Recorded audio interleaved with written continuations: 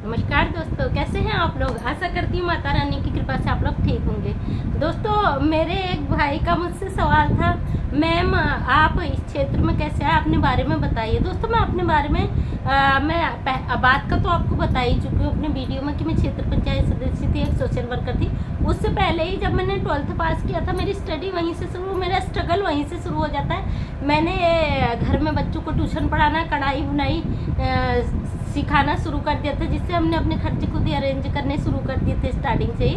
उसके साथ साथ दोस्तों, मेरा 12th पास करते ही मेरा आरएसएस के विद्यालय में यूपी में सिलेक्शन हो गया था, जहाँ मुझे बड़ी खुशी हुई, क्योंकि एरिया तो बहुत पिछड़ा हुआ देहात एरिया था, लेकिन मेरे वजह से वहाँ की लड़कियाँ डेवलप हुई। वहीं से मुझे बहुत ज़्यादा मोटिवेशन मिला, मुझे लगा मैं समाज के लिए कुछ कर सकती हूँ। क्योंकि जब मैं उस स्कूल में पढ़ाने लगी, पहली लेडीज गई थी, क्योंकि वहाँ सारे आचार्य जो होते जेंट्स वही थे, महिलाएं थी नहीं, मैं पहली महिला थी।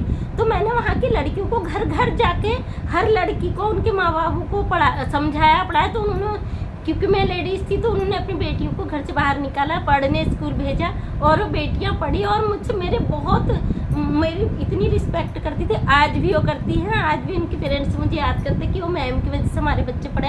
बड़ी खुशी होती है। तभी मुझे लगा कि मैं समाज के लिए एक अच्छा काम कर सकती हूँ, क्योंकि उस समय आरएसएस का शिविर मथुरा में लगता है। दोस्तों, पहली मैं महिला थी जो मैं वहाँ से लड़कियों को लेके वहाँ प्रोग्राम मैंने करवाया था। तो पूरा आरएसएस का इतना विशाल प्रोग्राम में जब लोग अपने टीवीओ में देख रहे थे कि उनके बच्चे प्रोग्राम में भाग ले रहा, फर्स्ट नंबर पे स्कूल है, तो मुझे बड़ा मोटिवेशन मुझे भी मिला। वो बच्चे भी बड़े एस्पायर हुआ। आज वो बच्चे अच्छी अच्छी पोस्ट में जॉब कर रहे हैं, वो बच्चियां कर रही हैं। तो मुझे वो चीज़ से बड़ी खुशी हुई कि ये मेरे पढ़ाए हुए बच्चे हैं और आज इस जगह में मुझे बड़ा सुकून मिलता है। वहीं से मुझे लगा समाज के लिए मुझे कुछ करना चाहिए। जब मेरे उससे एक देहात एरिया की बेटियां पढ़ लिख गई, तो मैं समाज के लिए भी कुछ कर सकती हूँ। वहीं से मुझे मोटिवेशन मिला।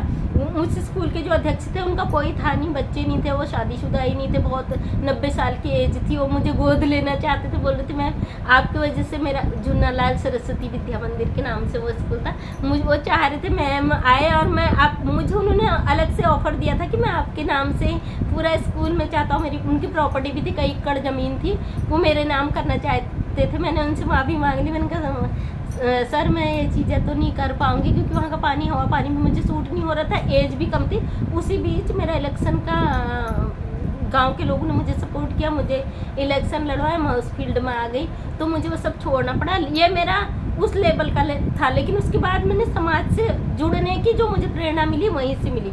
मैंने काफ़ी अच्छा प्रोग्रेस करा फील्ड में। कई सिलाई सेंटर, ब्यूटिशियन सेंटर, कई उनको मैंने ट्रेनिंग दी, जो चल रहे थे उनको भी दी। लेकिन कुछ लोगों की वजह से जो 68 लाख का जो एड सेंक्शन हुआ था, उस पर मैं काम नहीं कर पाई, क्योंकि मैं इकोनॉमिक तौर से कुछ नहीं थी। हालांकि मेरे पास भी 1-2 साल पहले फिर भी उनका ऑफर आया था, जो मैंने बिल्कुल मना कर दिया, क्योंकि स्टार्टिंग में ही उन लोगों के मन में लालच आ गया। उन्होंने इतना पैसा, जो 1 लाख विधायक जी ने मेरे क्षेत्र से दिया था, माननीय दुर्गा पाल जी मेरे क्षेत्र के विधायक थे, उन्होंने मेरे सिलाई सेंटर को ऐसे 1 लाख का चेक दे दिया था।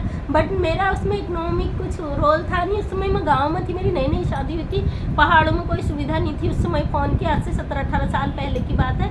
तो मुझे लगा कि ये लोग जब 1 लाख के लिए अपनी नीयत खराब कर सकते तो आगे भी कर देंगे। हालांकि वो एनजीओ कर रहा है काम, उस लेवल पे तो नहीं कर पाएगा, बट मैंने उस चीज़ को वहीं पे छोड़ दिया।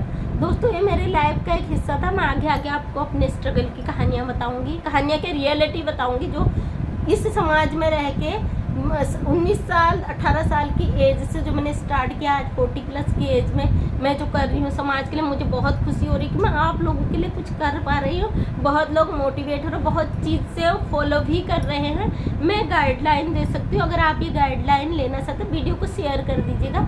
आप भी हमारे समाज के सम्मानित सदस्य हो। एक सम्मानित सदस्य होने के नाते आप अपने समाज को एक प्रेरणा दे सकते हो। दोस्तों, बहुत खुशी होती है जब मैं आप लोगों के लिए एक अच्छी चीज़ें यहाँ पे करती हूँ, तो मुझे दिल से फील होता है कि मैं कुछ अच्छा कर रही हूँ। जो मेरी आवाज़ जो दब चुकी थी, मैं नहीं कह पा रही थी, आज अपने वीडियो के माध्यम से आपने मुझे इतना मौका दिया कि अपने वीडियो के माध्यम से मैं हर उस समाज के उस इंसान को पहुंचा सकूं जिसे ज़रूरत है, जो उससे बेनिफिट ले सके। दोस्तों वो क्षेत्र मेरे लिए बहुत, हालांकि वो देहात का एरिया था बहुत कुछ, लेकिन वहाँ के लोग जो मेरी रिस्पेक्ट करते हैं और जो मतलब उन्हें लगता है कि हाँ ये मैम थी तो तब हमारी बेटियां पढ़ पाई, वो बेटियां मेरी वजह से पढ़ पाई। मुझे बहुत, हालांकि वो बेटियां भी इतनी बड़ी थी मेरे ही एज, 12th में तो मैं पढ़ती थी, 12th में ही 8th में पढ़ने वाली वो बेटियां थी, फिर भी मैंने उन्हें घर से निकाल के स्कूल तक लाई और उनके हर रोज़ स्कूल के बाद उनके घर गई, उनके पेरेंट्स से मिली।